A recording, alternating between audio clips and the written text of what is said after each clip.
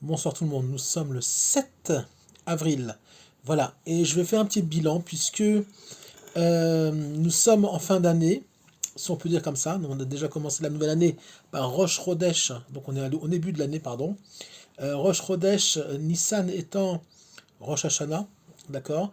Un deuxième Rosh Hashanah, j'ai expliqué, il y a le Rosh Hashanah universel qui est le mois de Tishrei, Rosh Hashanah, Yom Kippour, etc. Donc la création de l'homme, la création de relative de l'existence telle qu'on la connaît, d'accord. Et je vais dire quelques mots là-dessus d'ailleurs. Et Rosh Hashanah du peuple juif, puisque le peuple juif est né lors de la sortie d'Égypte en tant que nation. D'ailleurs, un point très intéressant, nous sommes nés d'abord en tant que nation, et une fois qu'on est devenu une nation, nous avons pu recevoir la Torah, et pas le contraire. À savoir que la Torah, finalement, est un outil, est un plan, l'expression du divin dans le monde qui va on va dire, s'adapter, se contracter à ce que nous, on peut comprendre et recevoir dans ce monde-là, mais c'est l'infini qui va se contracter dans le fini, d'accord. Et donc ce plan-là, qui va nous servir aussi, entre autres, à rentrer sur la terre d'Israël, et on va en reparler aussi, finalement, n'est possible uniquement que, comme uniquement que quand on est une nation. Donc on est d'abord comme une nation. Une fois qu'on est une nation, on sort d'Égypte, on traverse la mer Rouge, et là on peut recevoir la Torah. Et c'est là la grande différence entre les religions de façon générale et la Torah. C'est qu'une religion finalement est très souvent le fruit d'une illumination, d'une idée d'un homme, euh, qui est ce qu'elle est, qui va écrire une fois, qui va faire ce qu'il va faire, et autour de lui on va dire, vont se grouper, vont s'accrocher, d'abord des proches, et puis tout doucement, comme les apôtres dans le christianisme, okay, qui étaient tous juifs, et que finalement le christianisme n'est pas né avec JC, le christianisme est né 300 ans après, par des gens qui ne l'ont même pas connu, d'accord. Mais disons que, d'accord, on va être sympa, l'islam c'est pareil, finalement c'est un homme qui va avoir une idée, une vision, une illumination, et finalement les gens vont se grouper autour, et au fur et à mesure, les choses vont grandir. Ce n'est absolument pas le cas de la Torah et du peuple juif. Nous sommes d'abord une nation, on est une famille va descendre en Égypte, cette famille-là, donc la famille de Yaakov, va devenir finalement, euh, va grandir, va devenir une très grande famille, et finalement va sortir d'Égypte comme une nation. Et c'est seulement quand on va être une nation, donc un collectif, que le collectif, par le biais, oui, de Moshe, va avoir collectivement une révélation collective et non pas individuelle, et puisque le don de la Torah est un don à la collectivité en même temps et non pas à un individu.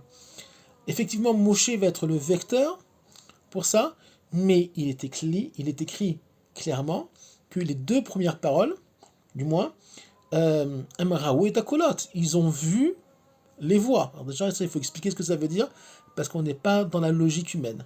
D'accord. Donc, au début, le peuple, la nation, a reçu les deux premiers commandements. C'était insupportable, la lumière était beaucoup trop grande.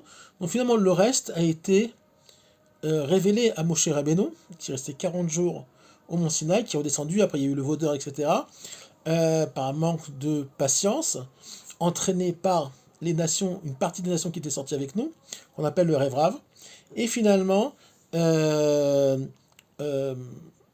la Torah on va dire, va commencer à être donnée au Mont Sinaï, et au fur et à mesure de l'histoire, jusqu'à aujourd'hui, vont s'habiller, suivant les générations, suivant la nécessité et les capacités de chaque génération, Hachem, le maître du monde, va par les maîtres d'Israël, va, va habiller dans le monde, ok, des compléments de cette Torah-là qui a été donnée au Sinaï. Même si toute la Torah en potentiel a été donnée au mont Sinaï, finalement elle va être diluée au fur et à mesure de l'histoire, parce que cette Torah-là au mont Sinaï n'était pas recevable d'un coup pour la nation d'Israël. C'était beaucoup trop lourd, beaucoup trop chargé, et finalement il va falloir diluer ça, alors même s'il y a eu beaucoup de lois déjà depuis le début, mais beaucoup de choses vont être écrites par l'Esprit divin, par les très grands maîtres d'Israël, ok, au fur et à mesure de l'histoire, jusqu'à aujourd'hui, le don de la Torah ne s'est toujours pas arrêté. On continue de recevoir ce qu'on appelle des chidushim. Il y a eu des maîtres qui ont changé l'histoire, d'accord? Non, qui n'ont pas changé l'histoire, mais qui, on va dire, qui ont amené des très grandes choses au peuple juif durant l'histoire. Rabbi Akiva, Rabbi Shimon Bar Yochai avec le Zohar, le Ari Kadosh, le Rambam, et j'en passe, et le Baal Shem Tov, et le Gaon de Vilna. Dieu merci, il y en a beaucoup. Chacun suivant ce qu'il est capable, on va dire, de voir et d'exprimer. Chacun a sa couleur, chacun exprime une lumière qui est en lui. Et finalement, tout exprime le divin tel qu'il est et non pas seulement un puzzle. On n'est pas comme un puzzle, c'est pas vrai. C'est une idée que je croyais moi pendant des années être juste. Je me suis dit, on a chacun une petite partie finalement de la vérité et ensemble on arrive à former un puzzle. C'est faux, archi faux. Le Bala Sulam explique que non, que chaque, et c'est quelque chose de très compliqué à comprendre et à digérer, que finalement chaque personne de Torah, chaque juif n'est pas uniquement une partie du puzzle, d'accord? Après, il y a les nations qui vont s'associer à Israël, etc. C'est un peu plus compliqué, mais disons que si on parle que du peuple juif, finalement, chaque juif exprime le divin dans toute son expression, dans tout ce qu'il est, même si on est tous différents. Et c'est un paradoxe, finalement, puisque nous, qu'est-ce qu'on perçoit? Finalement, on perçoit quoi? On perçoit uniquement la multiplicité. On perçoit uniquement la différence. Ok? Moi, je m'appelle David, l'autre s'appelle Henri, d'autres s'appellent Michael, etc. Sarah, Rivka, ce que vous voulez. D'accord? Donc finalement, qu'est-ce que moi je reçois? Qu'est-ce que moi je perçois en tant qu'individu? Je perçois quoi? Le multiple. Ok? Qui va commencer. Pas pour rien que la Torah commence par le bête. Non. Dans l'essence même de la création, le multiple est déjà un niveau, on va dire, d'expression du divin, contracté, limité. C'est pas pour rien que la Torah commence par la première lettre multiple, qui est en numérologie, la gematria 2, qui est le bête de Bereshit. Alors, là, je vais rentrer dans quelque chose de très intéressant, c'est que finalement, c'est pour ça que la Torah n'est pas traduisible, et c'est pour ça que j'ai eu la chance de connaître de très grands maîtres en Israël, dont le Rav Ashkenazi, qui nous disait toujours apprenez l'hébreu. On ne peut pas étudier la Torah en français. Évidemment que le mot Bereshit ne veut pas dire au commencement. Il y a deux Bereshit, Bet, Reshit. Le mot Bereshit, c'est Bet, Reshit, deux Reshit, deux commencements.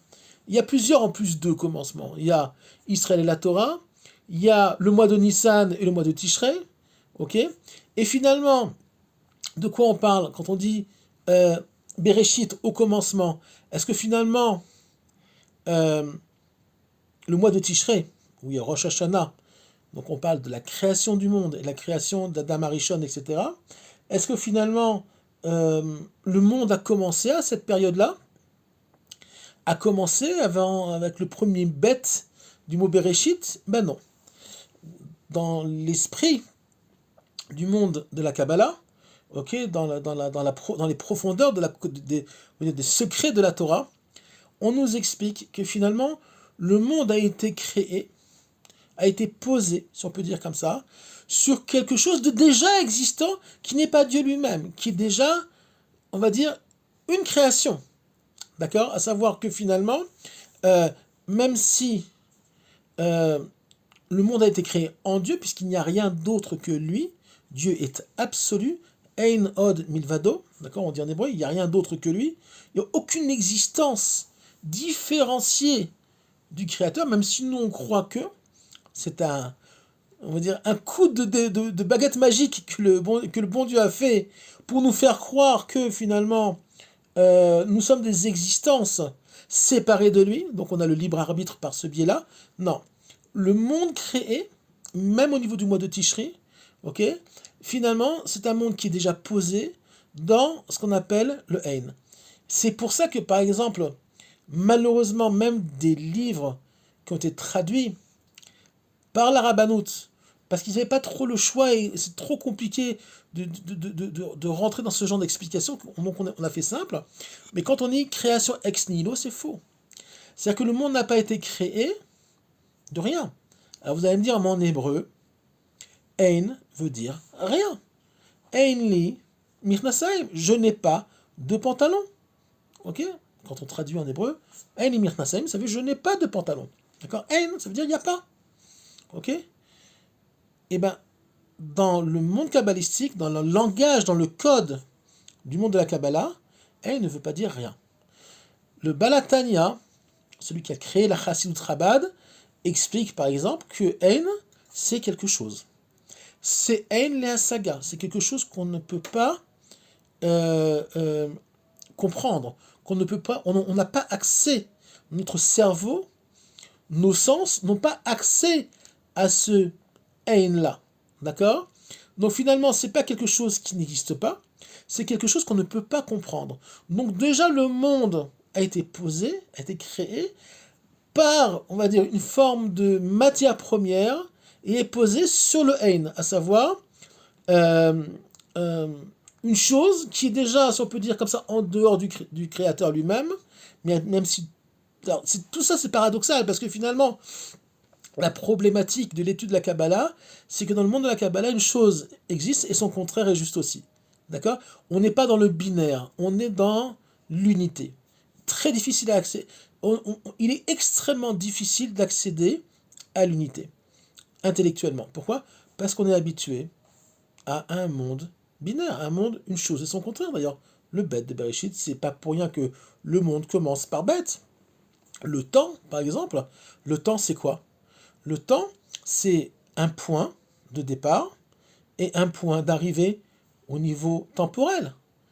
La même chose au niveau de l'espace. C'est pas pour rien que le bête, c'est le bête qui commence par. Le mot Bereshit commence par bête. Parce que finalement, le temps et l'espace qui sont liés ne peuvent pas être s'il n'y a pas deux points. Un point de départ et un point un point d'arrivée. Et au niveau temporel et au niveau spatial. D'accord? Donc finalement, on se rend compte que le monde est posé sur quelque chose de beaucoup plus unifié, beaucoup plus inaccessible. C'est pour ça que d'ailleurs que la Torah va commencer par Bereshit et pas par le Ein. Le Ein étant lui-même une Torah en soi, je ne sais pas si je peux l'enseigner sur une plateforme comme ça. Je peux l'enseigner éventuellement dans un séminaire où on pose des questions.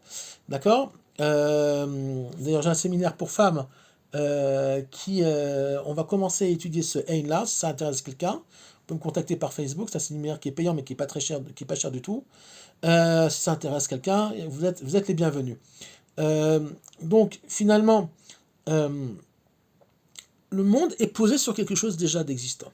D'accord?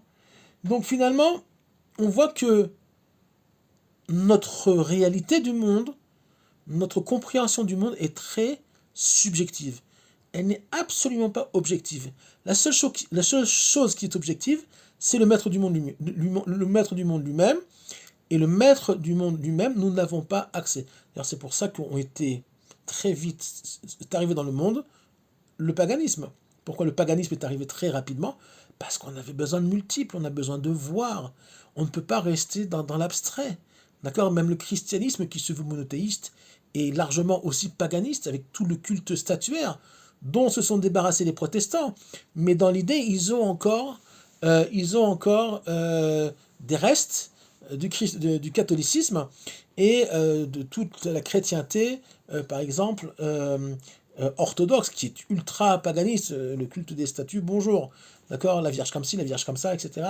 Allez voir ce qui se passe dans les églises orthodoxes russes ou grecques, ou même en Espagne, ok.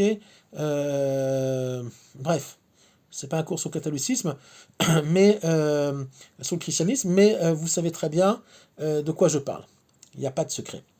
Donc finalement, on est dans un monde qui est très très subjectif et il faut en être très conscient. C'est-à-dire que la Torah, le Hémet, il est toujours sur un fil. On est toujours sur une corde extrêmement tendue, très fine, et entre un monde de vérité, une compréhension juste et une compréhension erronée, la chute, ou le pencher d'un côté ou de l'autre, extrêmement facile. On peut vite tomber, même au niveau idéologique, je ne parle pas forcément dans les actes, à des idées, par exemple, qui sont extrêmement paganistes. On avance. Actuellement, nous vivons une période de l'histoire du monde extrêmement dangereuse, mais extrêmement, on va dire, révolutionnaire. Trump n'est pas un fou, absolument pas, même s'il est un peu rustre. C'est un cow-boy un peu parfois pas super maniéré, mais il est très très très loin d'être idiot.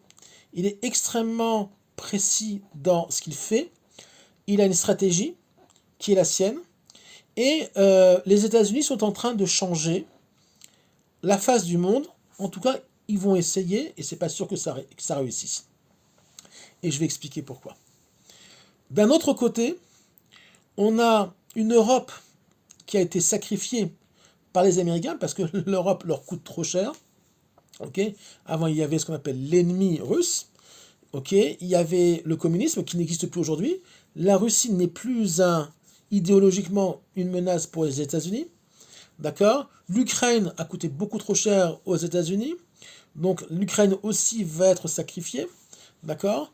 Et finalement, les Américains sont en train de faire des économies en finalement s'isolant économiquement et militairement, en disant écoutez, nous, on ne veut plus être les empereurs du monde, on ne veut plus tout gérer, ça nous coûte beaucoup trop cher et ça ne nous rapporte pas grand-chose.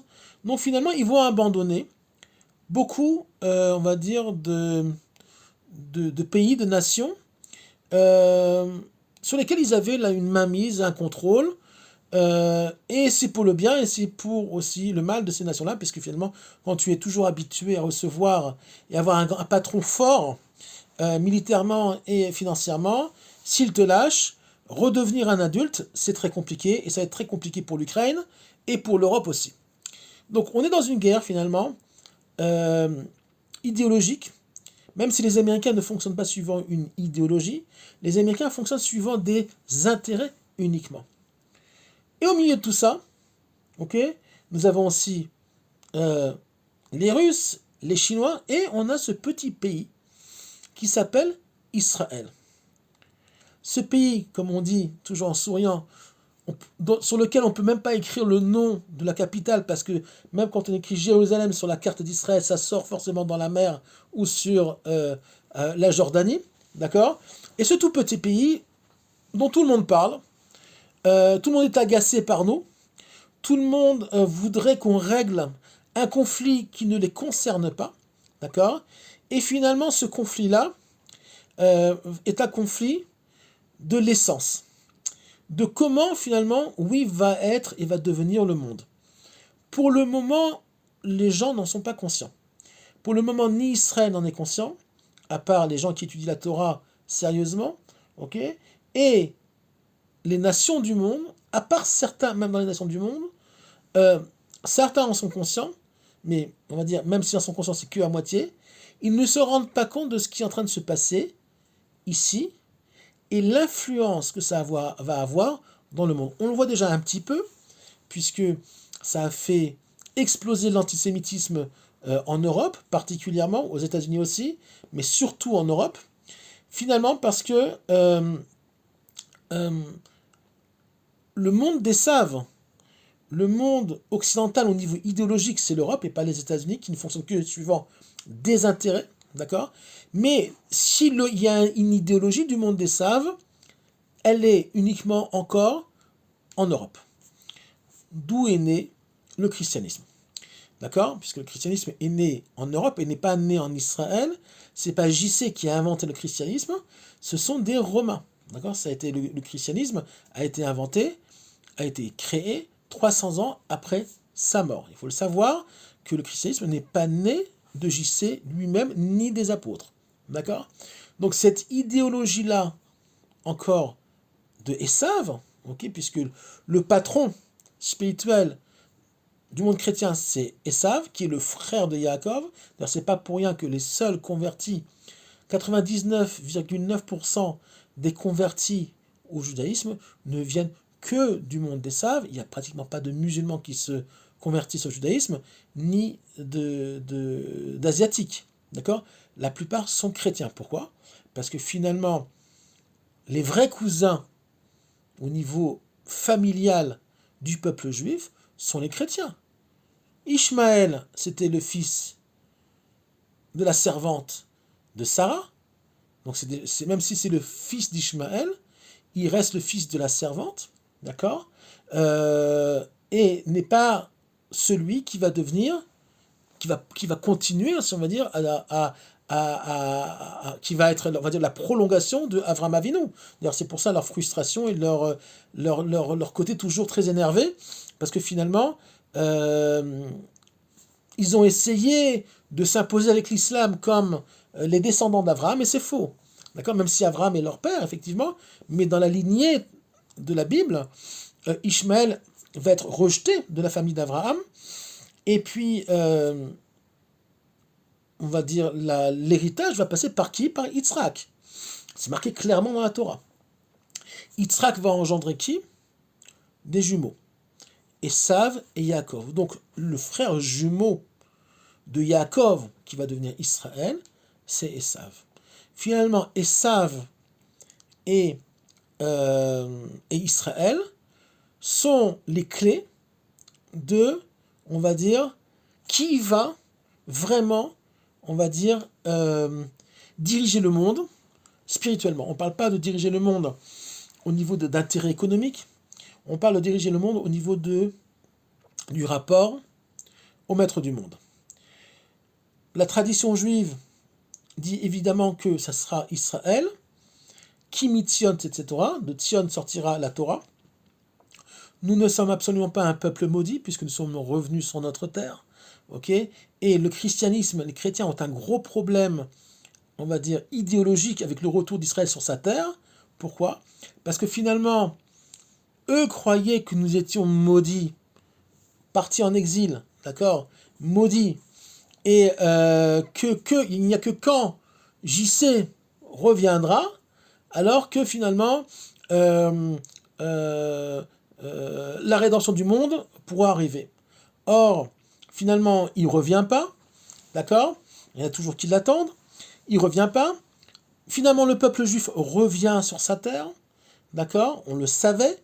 Il suffit d'étudier, par exemple, le Kol HaTor, qui est un livre qui a été écrit, c'était suivant l'idéologie et le roi HaKodesh, l'esprit divin du Gaon de Vilna. C'est un livre qui a à peu près... Le Gaon de Vilna a vécu, est né en 1720, je crois, début du 18e siècle, et il est mort juste un peu avant la fin du 18e siècle, en 1700 quelque chose, 89, 80, je ne sais plus.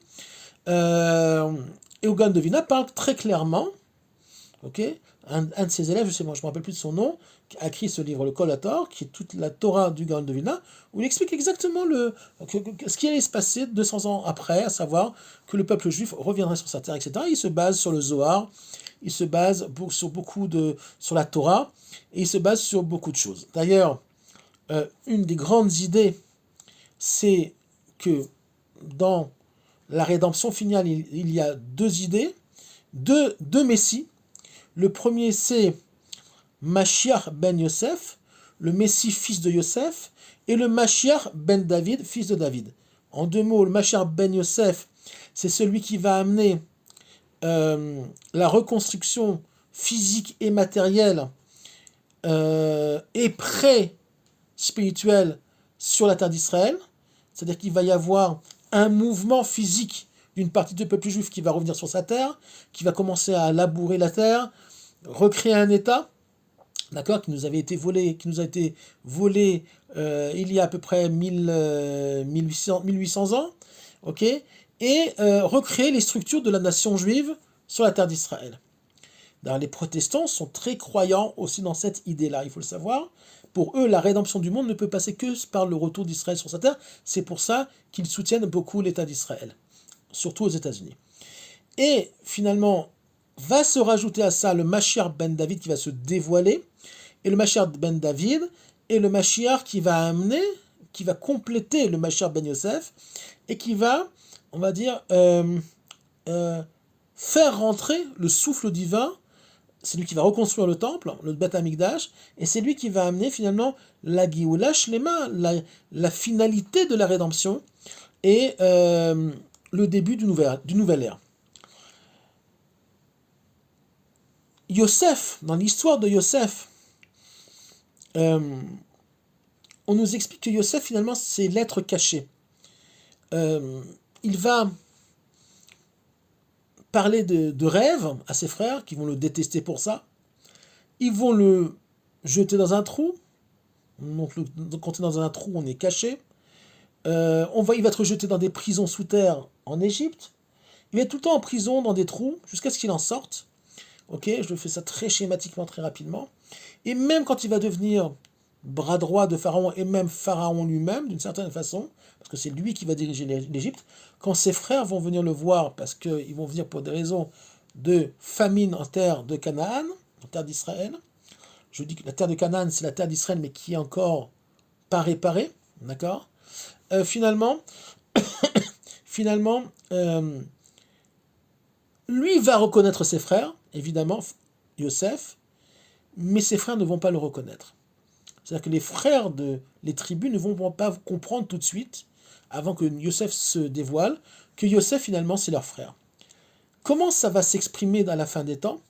C'est que tout simplement, une grande partie du peuple juif ne va pas comprendre, lors de la rédemption, le début de la rédemption, pendant la rédemption et jusqu'à la rédemption finale, que finalement, pas tout le monde, mais une grande partie du peuple juif ne va pas reconnaître le Mashiach ben Yosef. Ils vont pas reconnaître Yosef.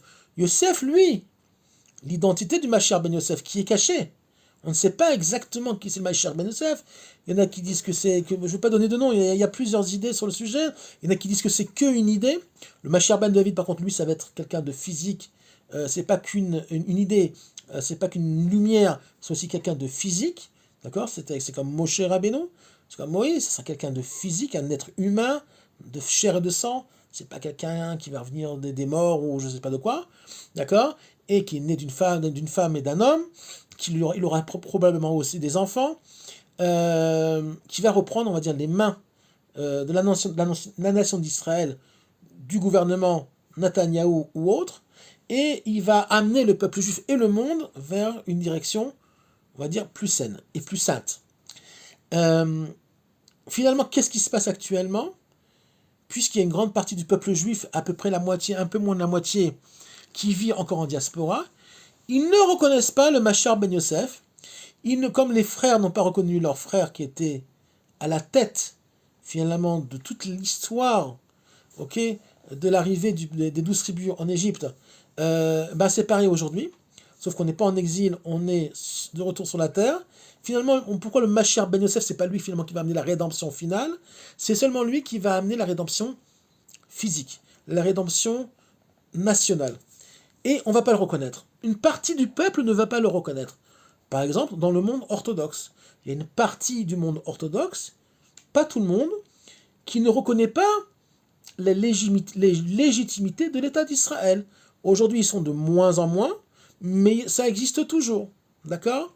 Et puis, d'autres qui sont assimilés, qui ne comprennent absolument pas, on va dire, le mouvement qui est en route, d'accord, les grandes choses qui sont en train de se passer, Et pour eux, Israël, c'est un endroit sympa où il y a des juifs, où on mange des falafels, et on va à la plage uniquement en été, et ils ne comprennent pas que l'exil dans lequel ils vivent, pardon, est finalement une malédiction pour eux.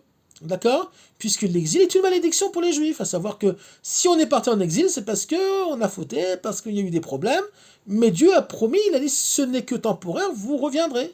En tout cas, ceux qui voudront revenir, les autres, ça va être plus compliqué. Il y a plusieurs versions sur le sujet. Est-ce qu'ils vont tous revenir? La plupart des rabbinim disent que non. Il y en a qui disent que oui.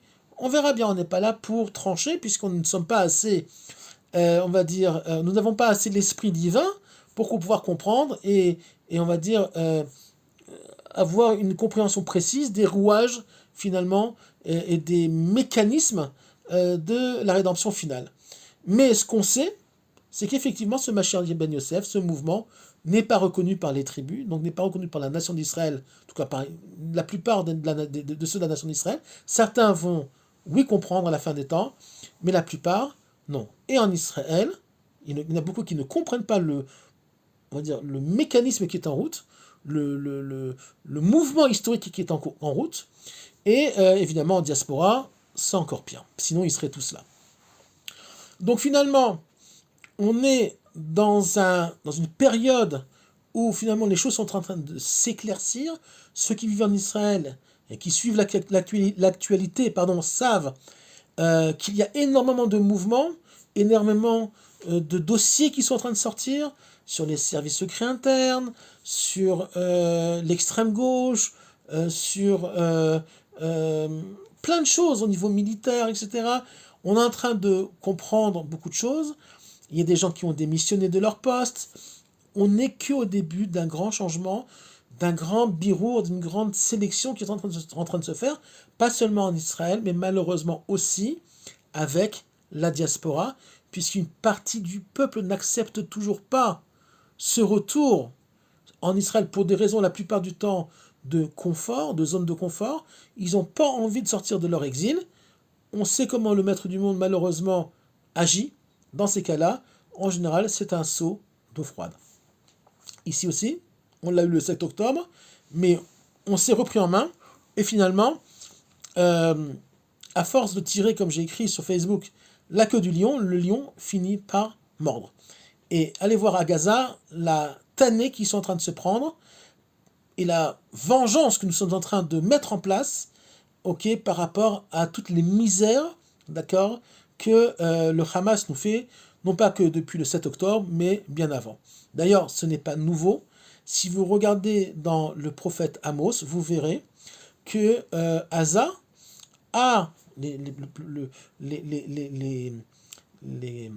habitants de Gaza, déjà à l'époque du prophète Amos, étaient des spécialistes qui n'ont rien à voir avec les Palestiniens d'aujourd'hui, d'accord, mais il y avait il y a un esprit de Gaza, étaient des spécialistes de l'enlèvement. Mais c'est hallucinant, c'est-à-dire que c'est passé il y a des milliers d'années, c'était des spécialistes de l'enlèvement, de la torture et du meurtre.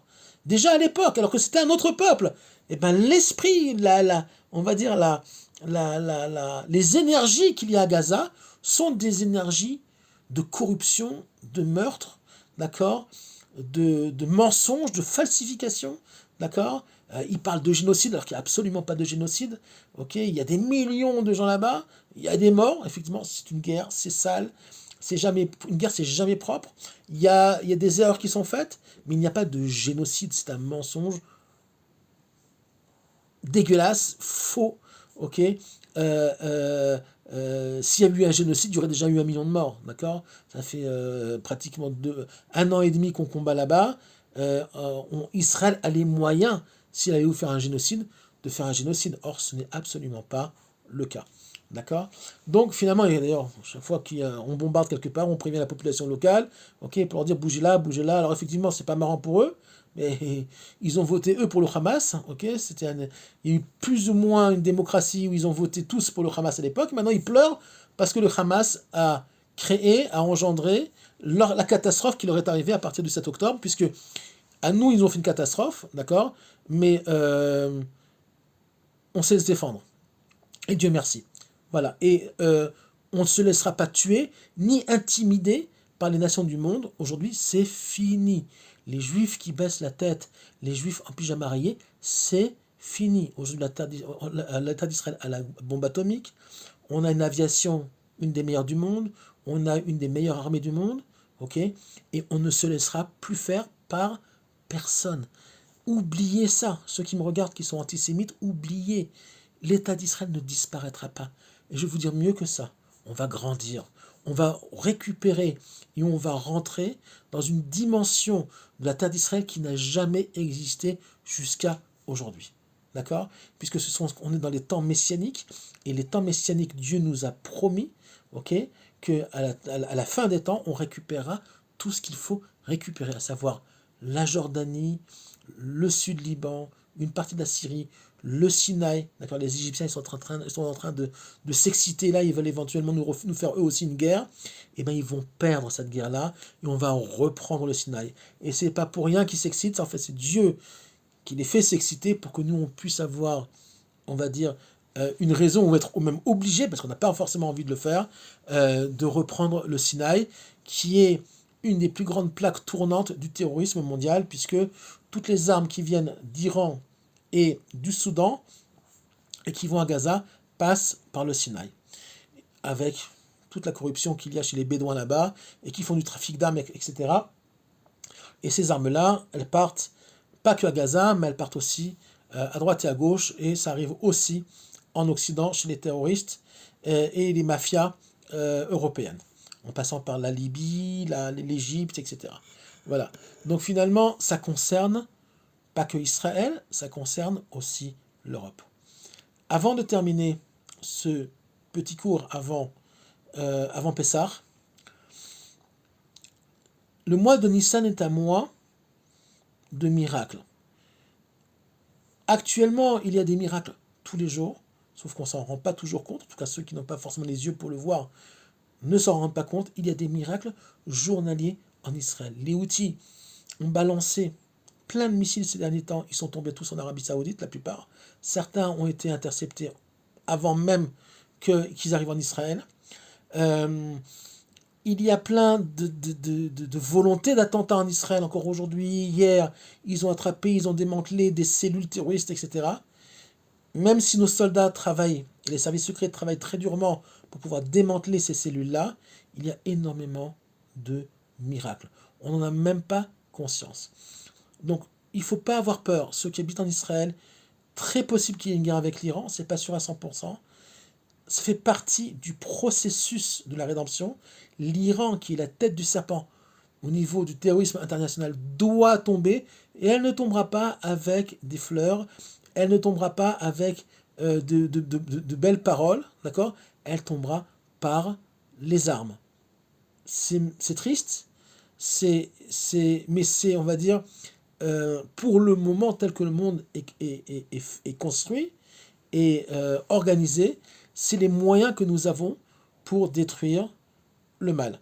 C'est pas encore perçu comme tel par l'Occident, qui a perdu justement un petit peu cette, on va dire, cette énergie de on se laisse plus faire. On voit la preuve, c'est que l'Occident, quoi, le continent européen est submergé par des migrants qui font la pluie et le beau temps, qui assassinent, qui volent, qui violent, qui cassent dans les églises, ok, et on ne voit pas de réaction de la population locale, on ne voit pas de gens qui font de révolution, on ne voit pas de représailles, on ne voit rien. Pourquoi? Parce que l'État, malheureusement, collabore avec ces migrants-là, parce qu'ils ont aussi leurs raisons, ils ont des raisons d'intérêt qui sont au-delà de l'intérêt des peuples, et finalement, ils sacrifient leur peuple, leur nation, pour des intérêts qui dépassent celles on va dire du bienfait de la population locale et de la nation française ou anglaise ou allemande, peu importe laquelle. En Italie aussi on voit, en Espagne, c'est hallucinant, ils sont partout. On disait à l'époque les juifs sont partout, c'est pas les juifs qui sont partout, c'est les musulmans qui sont rentrés en Europe. Et vous allez voir ce que ça veut dire partout. Ils ont pleuré, ils ont été antisémites, ok, pendant des siècles. Les juifs ils sont partout, ils sont machin machin. Non. Vous allez voir ce que ça veut dire quand une nation envahit une autre nation. C'est en train de se dérouler et vous allez voir, malheureusement, sauf s'il y a un réveil, ce que ça veut dire qu'une nation envahit une autre. Ils n'ont même pas besoin de tirer une balle. Le ventre de leur femme fait le travail très bien. Dans le sunnisme, on dit, on a le temps. Ils ont le temps. Par contre, les Français, les Allemands, les Anglais, les Belges, les Hollandais n'ont pas le temps. Donc, à moins qu'il y ait un réveil et une guerre civile, ce que je ne crois pas, ok, le continent européen va devenir musulman. Pourquoi? Il y a différentes raisons. J'espère qu'il va y avoir un réveil des nations, d'accord? Mais ça reste à voir. Il faudrait vraiment qu'il y ait un miracle et une prise en main de ces nations-là pour pouvoir retrouver finalement leur identité, l'identité européenne, l'identité française, l'identité anglaise, allemande, etc. Sinon, ils vont être avalés et on va dire dans pas si longtemps que ça, 20 à 30 ans, il n'y aura plus de France, il n'y aura plus de vin, il n'y aura plus certaines choses à manger et à boire en France et dans toute l'Europe. Pourquoi? Parce que l'islam va imposer une chope, un islamisme qui va, on va dire, assombrir le ciel européen. Le Mashiach dans tout ça, où est-ce qu'on en est? Ben, apparemment, c'est très proche. D'accord? On est dedans, jusque derrière les oreilles, jusque derrière la tête. Et finalement, si nous avons le mérite que ça se déroule effectivement dans les prochains temps, ok, effectivement, le Mashiach aidera les nations à trouver leur place et à retrouver l'équilibre tel qu'il doit être.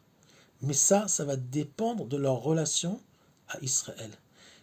Toutes les nations, écoutez bien ce que je vais vous dire, toutes les nations qui ont mal parlé, qui ont fomenté des peuples, des coups tordus contre Israël, qui ont agi militairement contre Israël, officiellement ou officieusement, tout le monde va payer à un niveau inimaginable. Tous ceux qui ont fait du mal à Israël paieront un prix inimaginable. On en sera témoin. Très probablement, dans les mois ou les années à venir. Comment? Lisez la Bible, lisez les prophètes.